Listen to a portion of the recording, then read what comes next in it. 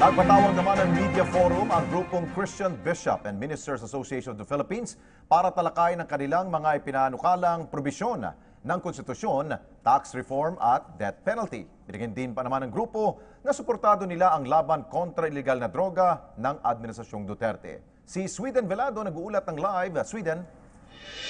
Alex, Constitutional Convention o CONCON ang panawagan para sa pagsusulong ng federalismo ng grupong Christian Bishop and Ministers Association of the Philippines.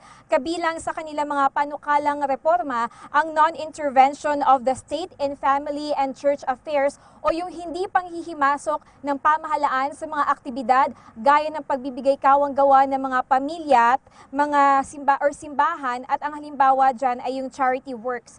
Nais din po ng grupo na ipatupad ang 10% flat tax advocacy alinsunod sa Biblical Law of Tribute o yung tinatawag na TIF. Noong ika-7 ng Disyembre 2016, matatandaan po na nilagdaan ni Pangulong Rodrigo Duterte ang kanyang Executive Order number 10 para sa pagbuo ng Consultative Committee para suriin ang 1987 Constitution. Sa ilalim po niyan, may 6 na buwan ang komite para ipresenta ang kanilang rekomendasyon sa Pangulo na kanya namang ipapasa sa Kongreso. Inaasahang makakatulong yan sa kanila sa pag-amyenda ng konstitusyon na siyang unang hakbang naman tungo sa pangakong federalismo ni Pangulong Duterte.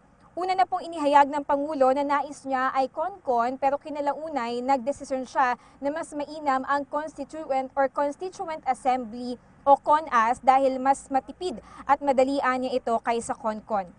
Samantala Alex, nagpahayag din ang grupo ng suporta sa nagpapatuloy na kampanya kontra iligal na droga ng pamahalaan. Ayon po kay Undersecretary Grepor Butch Belhica ng Dangerous Drugs Board, noon pa man ay nilalabanan na nila yung salot sa lipunang iligal na gamot. Patunay ani Belhica ang kanilang Comprehensive Social Action Against Illegal Drugs kung saan nakapaloob ang training manual para sa mga lokal na pamahalaan.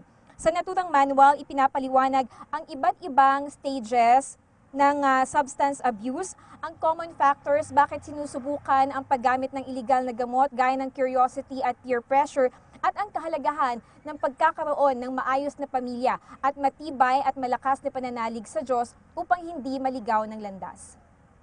Yan naman po ang latest mula po dito sa Palasyo ng Malacanang para sa PTV News, Sweden Velado. Maraming salamat, Sweden Velado.